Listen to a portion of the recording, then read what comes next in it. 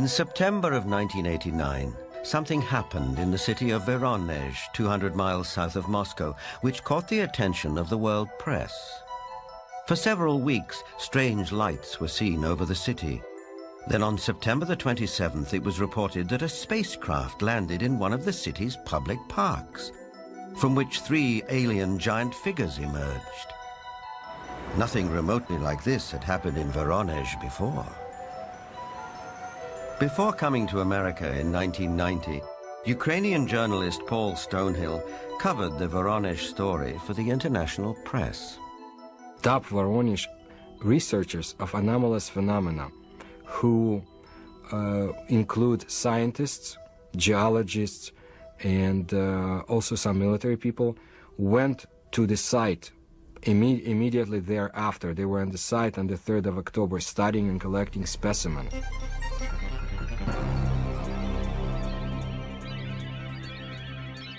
The encounter became a media sensation on national television and in the international press.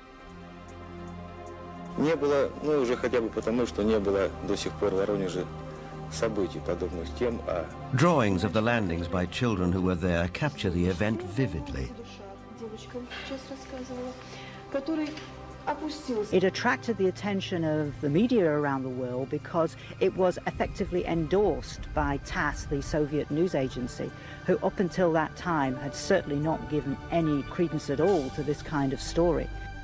They had the chance to talk to many eyewitnesses, adults as well as kids, policemen, school teachers, students, scientists who had witnessed similar or even differently shaped UFOs. The underlying theme was that giant-like beings exited from strange-looking craft, did some research throughout Voronezh, and were able to get back to their craft and fly away. For once we had a genuine large number of people all correlating with one another, describing the appearance of these giants. So it was not a case of you simply believe a witness or you don't. Here you couldn't fail to believe them because there were so many of them talking in concert. I was standing not far from the main road of the South Park, and I saw this flying object at an approximate height 250 meters. It stayed at the same height and did not move horizontally. I was very interested by all that, because it could not be any kind of meteorological balloon.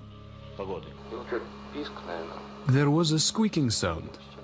Perhaps some drilling tool was operating, like it was boring a hole in the ground. The creatures started coming out. They did not look too much like humans. They were much taller than humans. They did have shoulders, but I didn't see the head. He was huge, really huge, bigger than we are. He was a mighty figure. In 1989, Sergei Makarov was one of the schoolchildren who was in the Voronezh park. I remember a crowd that gathered around the place. Everybody was scared. Everybody turned pale. I was absolutely flabbergasted. Denis Bozhenko was also one of the boys in the park on that day in September 1989. I saw some traces there, and also a strange man. Outwardly, he looked like any other man, only he was huge. A moment later, he suddenly disappeared.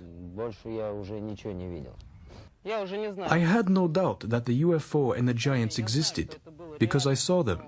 But sometimes when I look back, it seems sort of like a fairy tale.